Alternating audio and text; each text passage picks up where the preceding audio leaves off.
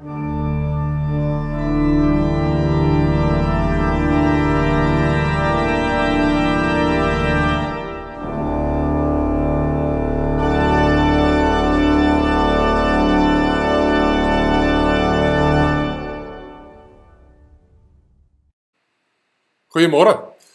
baie welkom by ons aanlyn erediens. Lekker om jou te verwelkom waar jy ook al in die wêreld daarna inskakel, ook hier in Somerstrand. En ek wil jou uitnooi, ons het altyd in die kerk, het ons mekaar na mekaar toe gedraai, mekaar welkom gesê. Gebruik die kommentaarplekkie, beide aan die regterkant van die skerm en aan die onderkant, dat jy daar vir mense wat saam met jou kyk, wat nou in 'n ander huis as jy is, dat jy sommer daar vir hulle groet en ietsie moois vir hulle sê. Die mense wat die 1 jaar Bybelleesprogram van die begin van die jaar af volg, sou hierdie week weer begin het met die psalms, want ons lees dit 2 keer 'n jaar deur, en vanoggend sou Psalm 4, sou julle dit gelees het. Dit is 'n psalm om al die konflikte in jou lewe voor die Here te bring, en vir sy glimlag te vra.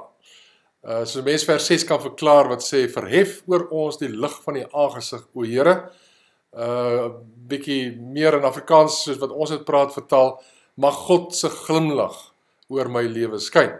En mag dit inderdaad vir jou so wees. Verjaarsdag, Luzaan Potgieter verjaar vandag, baie geluk aan jou, en dan ook baie geluk aan Amke Robinson, sy raak 2 hierdie week, en al die ander mense wat hierdie week verjaar, julle kan ook vir hulle gelukwens, die nommers verskyn op hierso op YouTube, en dan ook op ons webtuiste. Ons skakel vir die laerskoolkategese in die tyd van inperking van hierdie week af, by Lofkabouters van Dominee Tania Botha van PE Hoogland. Sy noem die reeks wat sy begin het, geloofsalfabet, en sy deel het met graag met ons, dit is so 10 minute weeklikse aanbieding, en ons kinders, vooral selfs voorskoolse kinders, tot en met so graad 7, sal baie baat vind daarby, en spesifiek sal ouers baie baat vind daarby, om dit saam met hulle kinders te kyk, is net 10 minute, as baie praktiese riglyne wat gegee word, en na die tyd is daar 'n paar aktiwiteite wat jy mens saam met jou kind kan doen. So ons wil julle regtig aanmoedig om daarby in te skakel, elke week sal ons die skakel stuur, sodat julle die kategese in die tyd van inperking op hierdie manier kan voortsit. Die klere wat ons ingesamel het, is nou almal uit. Dit is 'n geweldige klomp klere wat ons versamel het en wat ons nou uitgedeel het. En julle sal in die video wat ek wys, sal julle kan sien hoe dit gelyk het, en dit is nou alles is nou weg. Ons wil tog vir julle steeds aanmoedig om klere te bring. Ook die swart sakke wat ons met lent ingesamel het. Julle kan nog steeds vir Anne-Marie Barnard hulle dit gaan gee. Klere bly 'n baie groot behoefte, en natuurlik ook kos. En julle kan steeds die bydraes gee vir Theo en vir Elsie Nelson. Die behoeftelysie is op die skerm, en ook op die webtuiste, en julle kan gerus daar bydra. En dan bydraes vir ons noodfonds natuurlik nog steeds baie welkom. Merk dit net noodfonds as jy EFT. Ons het verskeie mense al gehelp, en is 'n riem onder die hart dat lidmate so vrygewig bydra, en vrygewige harte het. Jy is ook welkom as daar nood is waarvan jy weet om by te skakel, dis maar hoe die nood onder my aandag kom, ons sal dit diskreet hanteer. Ons informele erediens vanaand, Pals, gaan oor die tema van seks, wat sê die Bybel? Dis net vir boot 13s, so ouers kan met die lied na die kindertyd, wat ook vanaand daar sal wees, kan hulle die kinders onder 13 net verskoon, iets anders laat doen. Dominee Pieter Nel van PE Hoogland, hy gaan die volgende 2 Sondae met ons oor die tema gesels, en vanaand doen hy dit uit 1 Korintiërs 6, vers 12 tot 20. En dit is 6 uur vanaand op dieselfde kanaal, dit is ook 'n aparte playlist dat jy maklik daarby kan uitkom. Ons lees hierdie week hoofstuk 5 van die klaagliedere. Jy kan steeds die boek vir stilte tyd en klein groepe op die webtuiste aflaai, so 400 mense het dit al afgelaai, en wat dit saam met ons die 5 weke nou gelees het. Volgende week gaan ek met 'n ander tema begin. Ek gaan dit Matteus 11, die hele ding van Jesus wat vir ons rus gee, gaan ek op die tafel sit, in die week daarna Romeine 8 wat gaan oor die feit dat God alles ten goeie laat meewerk. Dink temas wat regtig pas in hierdie tyd van virus. Waarna ek met 'n reeks waarskynlik gaan begin oor Paulus, perspektiewe uit die 13 briewe teen die agtergrond van Handelinge, en vir die volgende 19 sondae as ek dit reg onthou, gaan ek dan daarmee tot en met Advent gaan ek besig wees, bid vir my daarvoor. Ek wil ook 'n boek beskikbaar stel dat jy in jou stilte tyd en ook by die klein groepe die briewe in die agtergrond van handelinge kan deurlees, en dan sal ek telkens 'n tema daaruit sal ek by die Sondag aanhaal. Teken sommer nou in by die YouTube kanaal op jou skerm, die rooi subscribe knoppie, en jy kan natuurlik notifications ook aansit, sodat jy kennis kan kry van elke volgende video. En onthou ons kleiner formaat video, baie mense kyk dit, ek is heel verras daarmee hoe gewild dit is, en dan ook die klankbaan, wat nog 'n kleiner weergawe is. Stuur net jou nommer en watter een jy wil kry na Liesel. Die inligting is op die webtuiste, en ons sal dit weekliks vir jou beskikbaar stel. So 80 mense het dit nou al hierdie week gekyk, die vorige week se video, die kleiner video, en ook die klankbaan. En dit maak sommer dat meer mense dit kan kry, en dat data nie so 'n krisis vir mense is nie. Ek begin met die wonderlike boodskap eintlik, die belofte wat ons kan aangryp in Klaagliedere 3. Dit roep ek in herinnering, daarom het ek hoop, die troue liefde van die Here vergaan nie, want sy ontferming ken geen einde nie. Dis elke oggend weer nuut, groot is u getrouheid. En daarom groet ek jou in die naam van die Vader, en van die Seun, en van die Heilige Gees.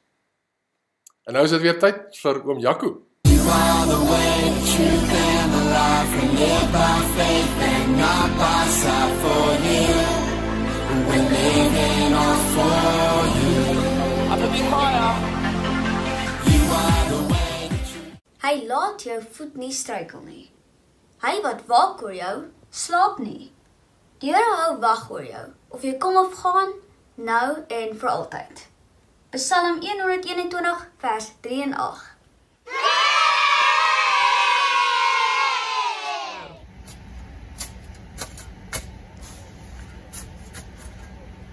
Oh, hallo maats, hoe gaan het met julle vandag? Ons werk so 'n bietjie in die tuin vandag, want vandag se storie gaan oor tuinwerk.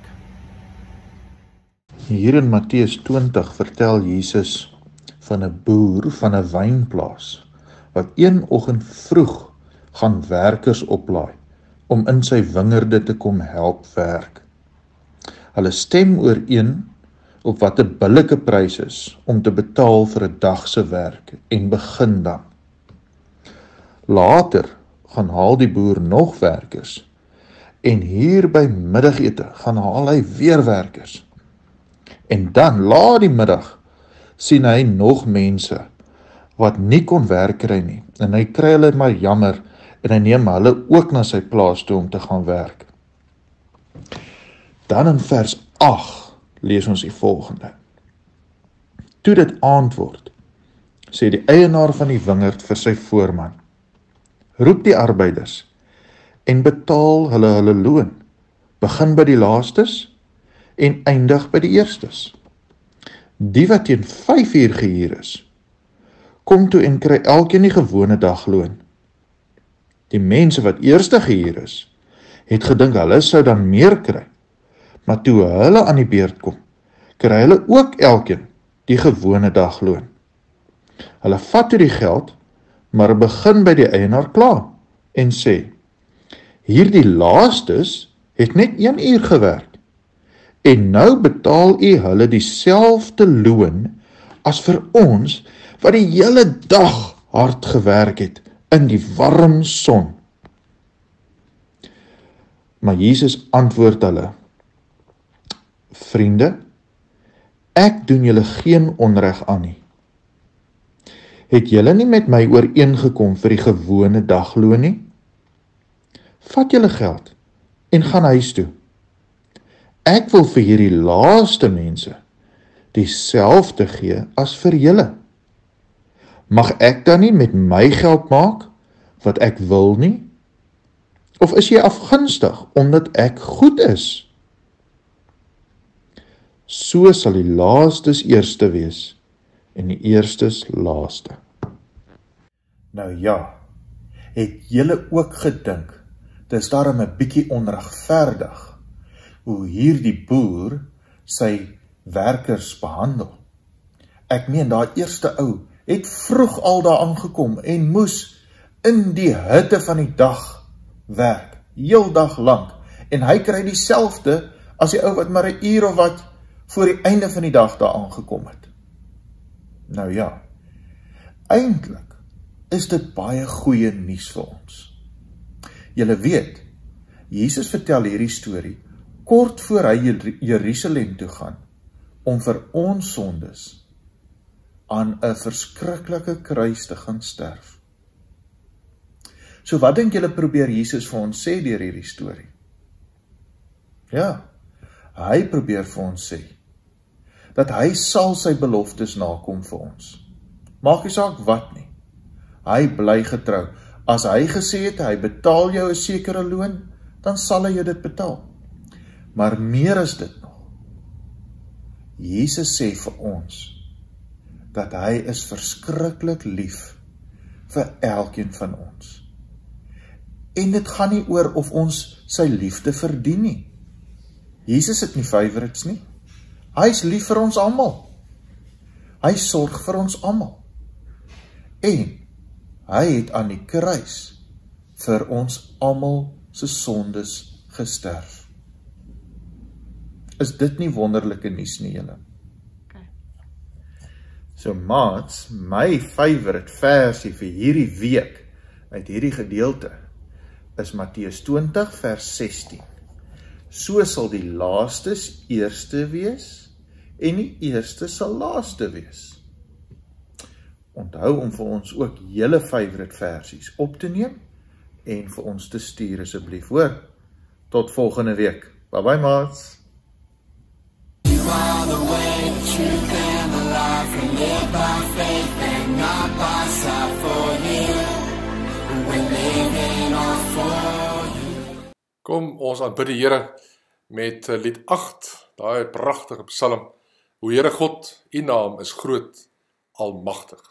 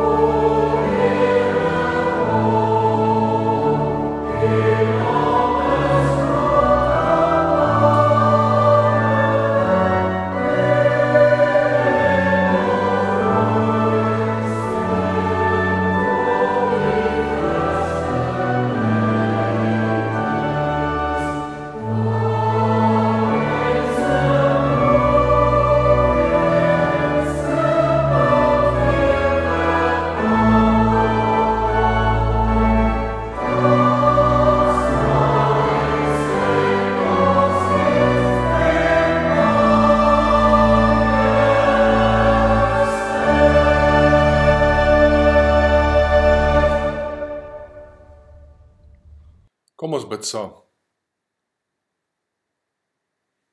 Here, U ken ons harte op hierdie Sondag. Jy weet hoe ons dankbaar is vir die son wat skyn, vir die feit dat U vir ons nog steeds op soveel maniere seën, vir die seën wat ons in gemeenskap met ons geliefdes kan hê.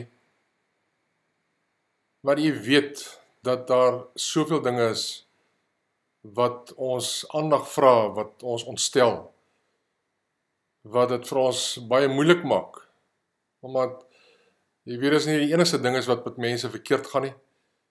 Daar is nog steeds mense wat agterkom, soos mense in hierdie week agtergekom het van kanker. En wat daarmee moet handel, wat die pyn van die verwerking daarvan moet deurgaan. En jy weet hoe magteloos ons voel, as ons geliefdes naby ons sien, wat swaar kry. Jy weet hoe magteloos ons voel as mense werk verloor en ons 'n bietjie kan help, maar ons nie alles kan verander nie. En jy weet hoe magteloos ons voel as ons na die breër prentjie kyk. En ons wil regtig vra dat U in die Gees, en deur die Gees en deur die Woord, ons bewus sal maak van die krag wat daar in ons werk deur Jesus Christus. En hierdie tyd wat ons met die klaagliedere gewerk het, Here het ons taal gegee om ons sug voor U te kan uitbasuin, om vir U te sê wat in ons fout is. Maar uiteindelik moet dit deurgaan na daardie wonderlike besef dat U krag is daar, nie net om ons te dra nie, maar om ons te laat oorwin, om ons op 'n plek te kry waar ons eenvoudig in U oorwinnaars is, meer as oorwinnaars is, soos wat Paulus in Romeine 8 skrywe.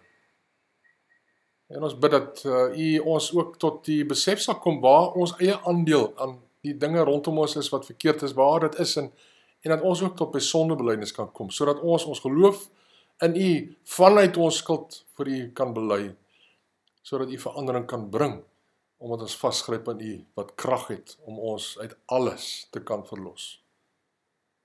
Help ons om regtig stil te kan wees, te kan luister, en met U die pad te kan stap.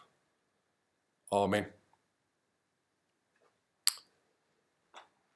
Dit is fascinerend om 'n groot waterval dop te hou. Tonne water, wat elke sekonde oor die wal van 'n groot waterval stort. Ek weet nie of jy al in 'n trekkerband miskien in 'n rivier afgedryf het nie, deur 'n stroomverstelling meegesleer is. Dis heerlik, is opwindend.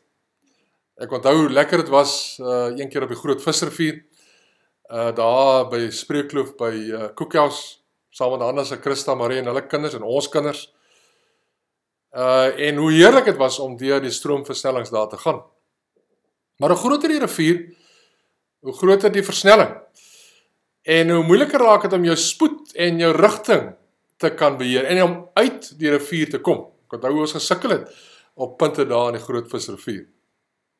En in 'n regtig groot rivier, soos die Niagara, daar in die grens tussen New York en Canada.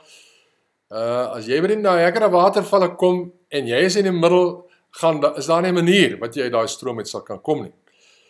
Dit is 51 meter hoog, en het stroom 2,4 kubieke ton water, elke sekonde oor daardie valle. En as jy in daai valle beland, daai stroom beland, sal jy doodgewoon meedoenloos meegesleer word. Ek het nou 'n keer, toe ons met die kettingleer op is na Montexours, daar in die Drakensberge, en na die Tugela waterval gestap het, en daar is klein stroompies wat uit die berg uit afloop, en uiteindelik saamkom om die rivier Tugela te begin, en dan daar by die rand van die amfitheater val dit so 5 verskillende valle, meer as 1000 meter, val dit af na die amfitheater aan die onderkant. En ek onthou hoe ek daar op die rand van die afgrond gestaan het, en daai 1000 meter daar afgekyk het, en hoe onveilig 'n mens voel. Een verkeerde voetstap, en jy val daar af. Om nou net te praat wat met jou sou gebeur as jy in daai stroompie sou kom, en uiteindelik oor daai valle in die Tugela waterval sou afval nie. Wat my getref het van die Tugela, is hoe onskuldig en klein die verskillende stroompies was, wat na die rivier toe gegaan het. En hoe groot dit met die tyd daar met daai waterval al reeds begin word het, maar soos wat daar ander sytakke in die vallei bygekom het, hoe groot die Tugela uiteindelik geword het. En ek het foto's en video's al gesien van die Tugela in vloed, wanneer daar baie groot reën was, wat hy gevaar raak vir mense en vir diere. Ek wil hierdie beeld van 'n rivier, wat as 'n klein stroompie begin, as 'n metafoor gebruik om die ballingskap van Israel te verduidelik. Met die aanvanklike intog in die land het die Here op 'n wonderlike wyse teen Jerigo gehelp. Waar hy die mure laat val sonder dat hulle eintlik iets gedoen het, behalwe om hulle shofars te blaas en rondom die stad te stap. 6 dae lank en die 7de dag 7 keer en toe die mure geval. Maar net daarna het Israel hulle rieme styf geloop teen die stadjie Ai. Kleiner stadjie, baie minder beveilig. Wat was die rede? Hulle sal dit goed onthou, dit was omdat Akan van die buit wat die Here gesê het hulle nie mag vat by Jerigo nie, in sy tent onder die grond gaan wegsteek het. 'n Paar goue stukke, 'n paar silwerstukke het hy daar gaan wegsteek.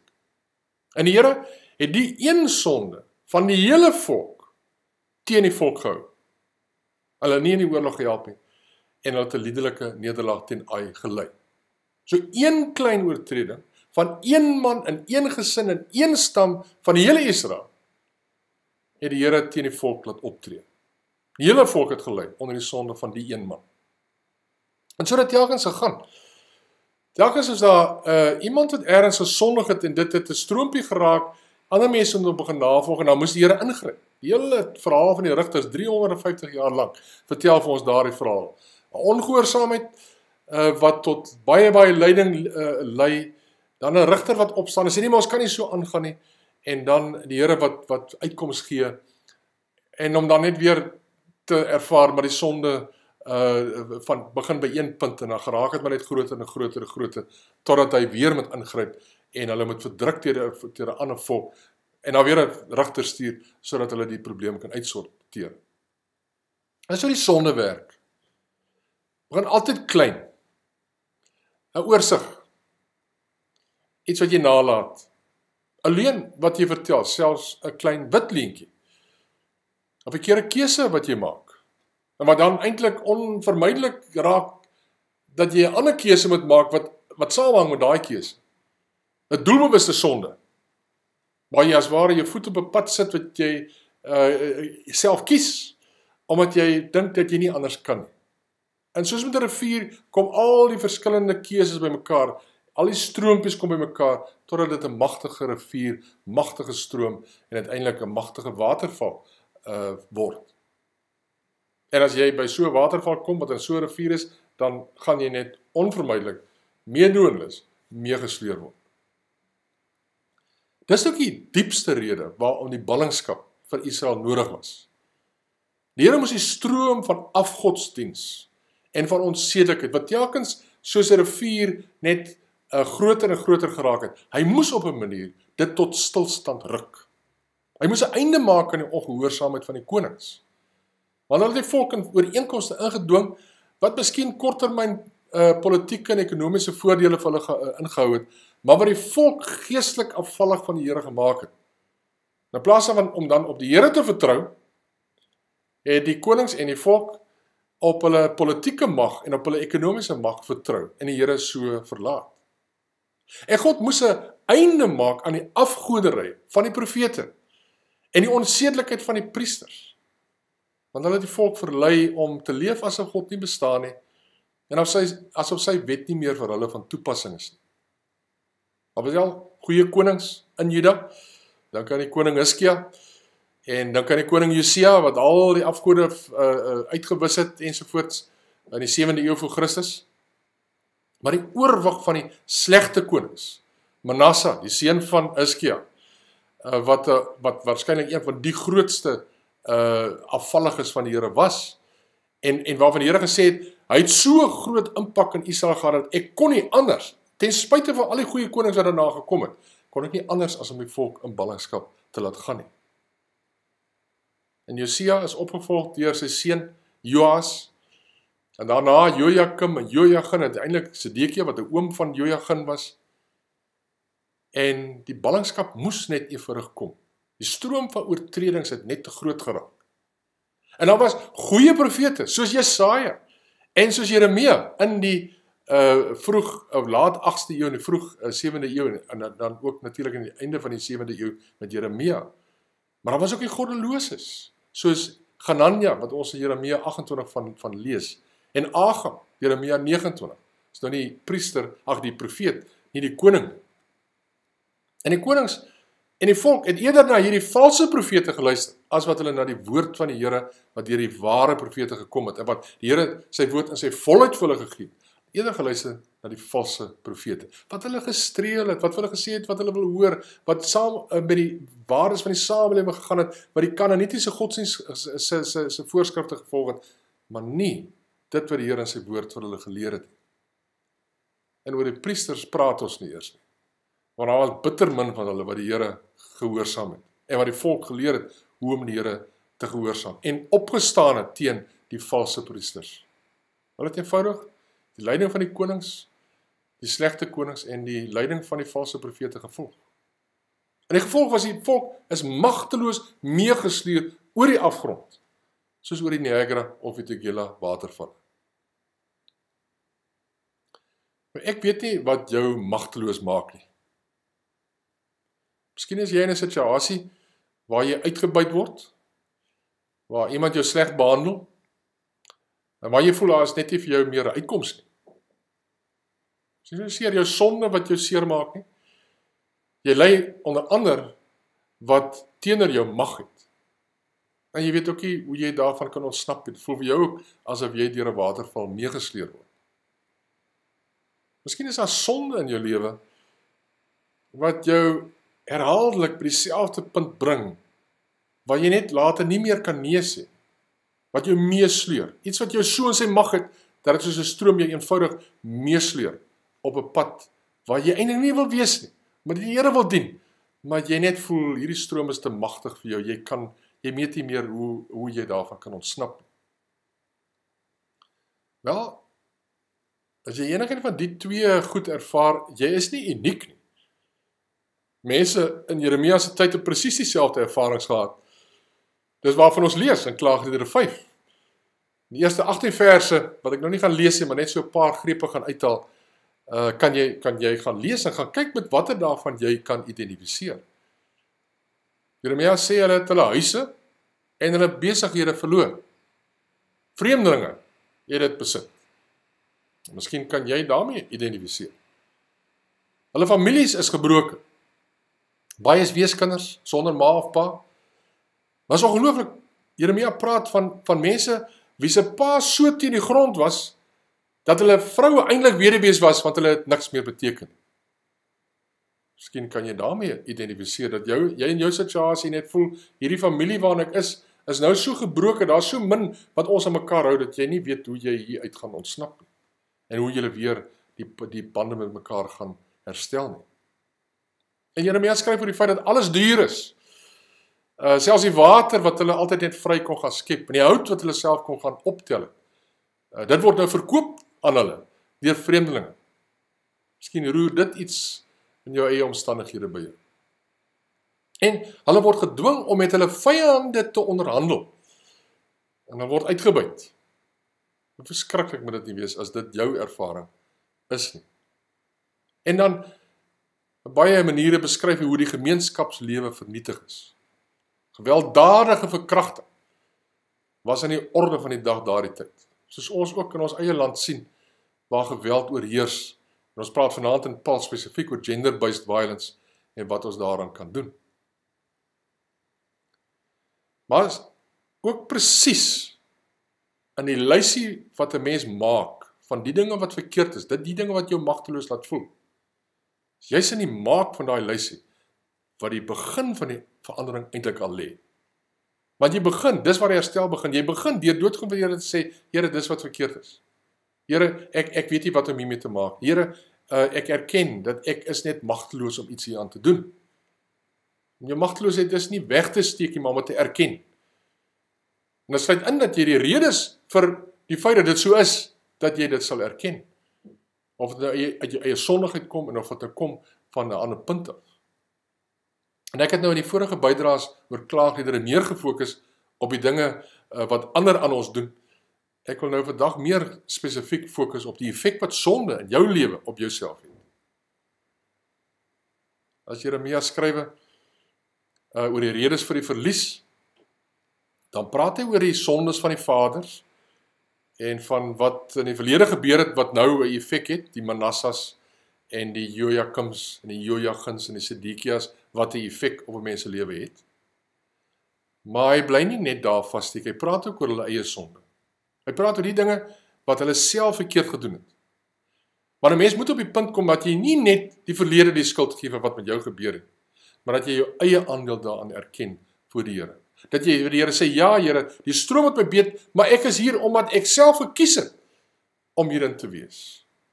En dis in wese wat Jeremia doen, om te erken teenoor die Here, dat hulle is daar waar hulle nou is, as gevolg nie net van die verlede nie, maar as gevolg van die sondes wat hulle nou pleeg.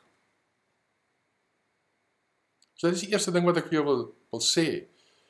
Dis die eerste ding wat jy moet doen, moet niks wegsteek nie. So in elke sonde en oortreding is verkeerd en bring verwydering tussen jou en die Here. Maar hoe meer sondes en hoe meer oortredings daar is, hoe moeiliker raak dit om daai gaping tussen jou en die Here om dit uit te wis. Hoe moeiliker raak dit om die getye te keer, om die stroom te beheer, totdat jy uiteindelik net magteloos meedryf. Selfs al probeer jy iets in die saak doen, maak dit so min verskil in die stroom wat jou meesleer, dat jy doodgewoon in magteloosheid versink. So jy moet niks daarvan wegsteek nie, want hoe dieper jy kan oopmaak, hoe beter kan jy skoonmaak. Nou, hoe gaan dinge verander?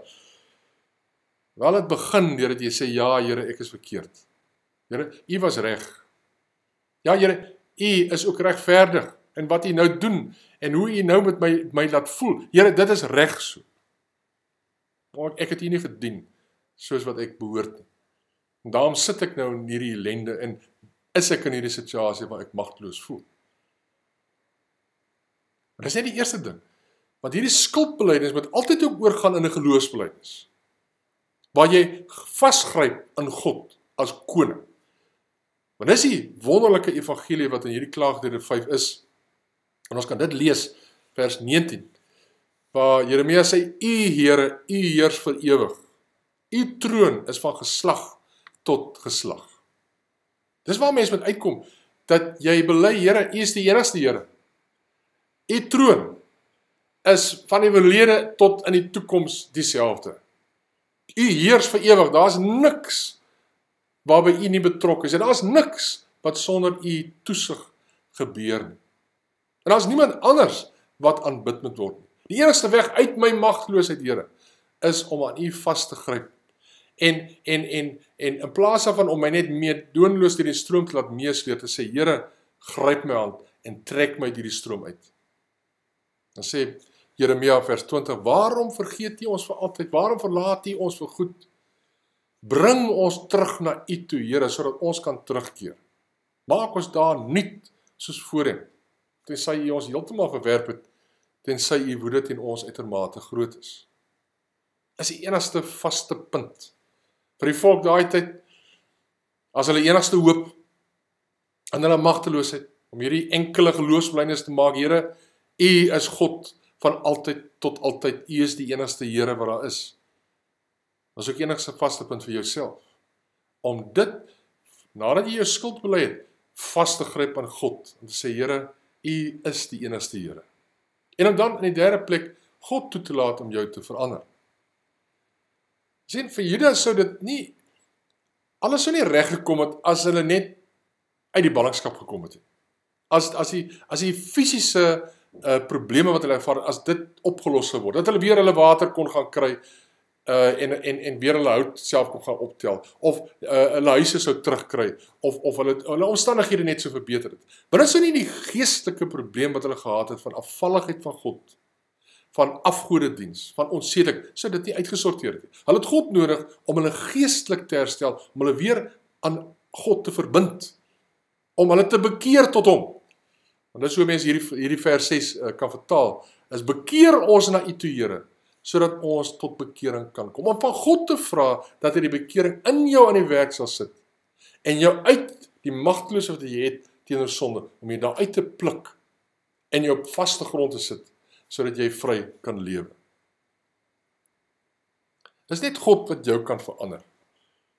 Wat jou kan gee, wat jy graag wil hê in jou verhouding met God, 'n eenheid, 'n stuk gemeenskap met God, 'n lewe van vryheid, 'n lewe van aanbidding, 'n lewe van oorvloed, 'n lewe van vreugde, wat die Gees vir ons gee, wanneer ons by God is.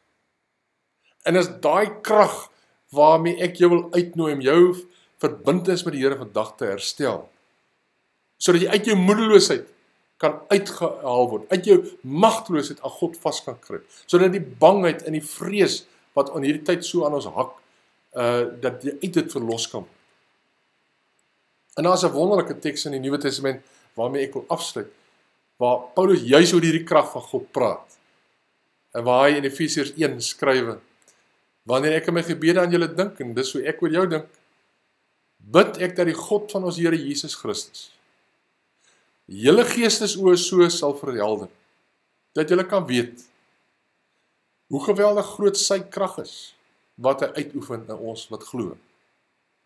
Dis dieselfde kragtige werking van sy mag, wat hy uitgeoefen het, toe hy Christus uit die dood opgewek, en hom in die hemel aan sy regterhand laat sit het, hoog bo elke mag en gesag, elke krag en heerskappy.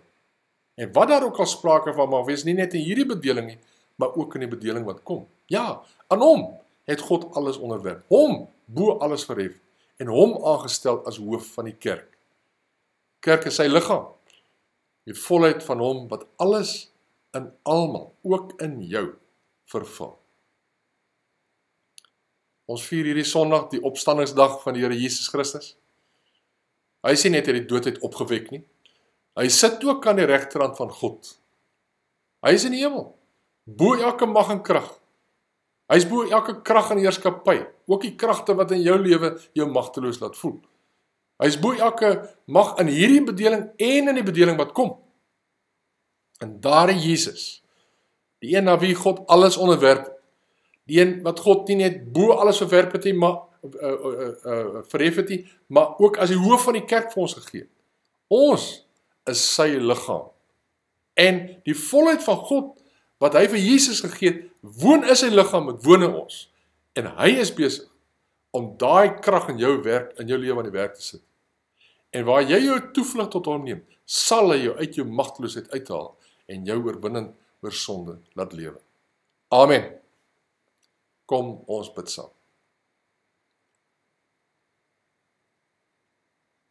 Here, die wonder is, dat U saam met die vergifnis wat U gee vir sonde, ons reinig van alle ongeregtigheid. Dit is die belofte in 1 Johannes 1, vers 9 en 10. En ons wil vasgryp daaraan. Aan die een kant dat ons eerlik vir U sê wat verkeerd is. En ons U vra om verandering te bring. Want U is die enigste koning. En U te vra, Here, bekeer ons dat ons onsself kan bekeer. Ja, Here, en dan weet ons dat ons nie net daardie vergifnis uit die hand ontvang en die vryheid gaan ervaar dat die skuldlas van ons skouers af val nie. Maar ons sal ervaar dat daai krag in ons skoon maak, ons reinig van alle ongeregtigheid. Dat U die magteloosheid vervang met U mag, die krag van U Gees, wat liefde en selfbeheersing in ons laat losbars, en wat ons in die oorwinning van die Gees laat lewe. En elkeen, Here, wat nou hulle toevlug neem tot U, kan ek verklaar, jou sonde is vergewe. Die krag van die Here is besig in jou, om jou van alle ongeregtigheid te reinig. Amen. Jy kan nou jou dankoffer met Snapscan gee. Ek sal dit aan die einde weer op die skerm sit.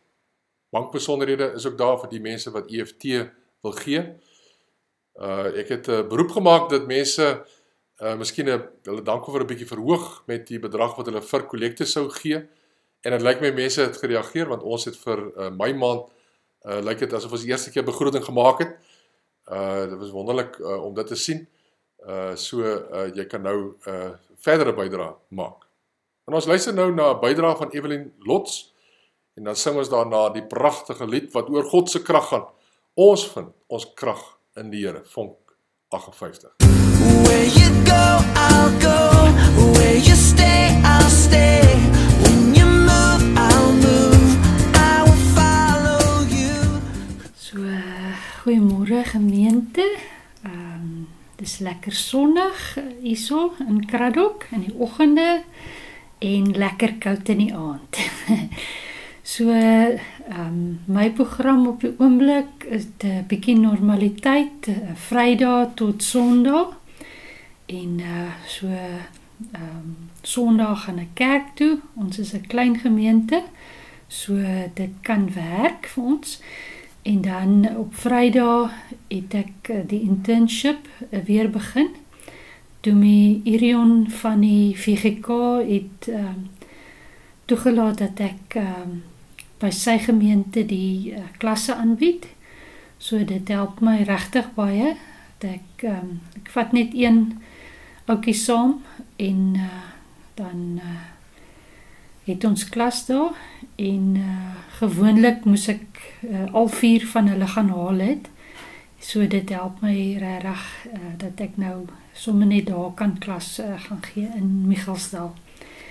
En dan Maandag tot Donderdag is ek nog onder lockdown. So ek is maar besig om nog steeds van my materiaal digitaal te verwerk.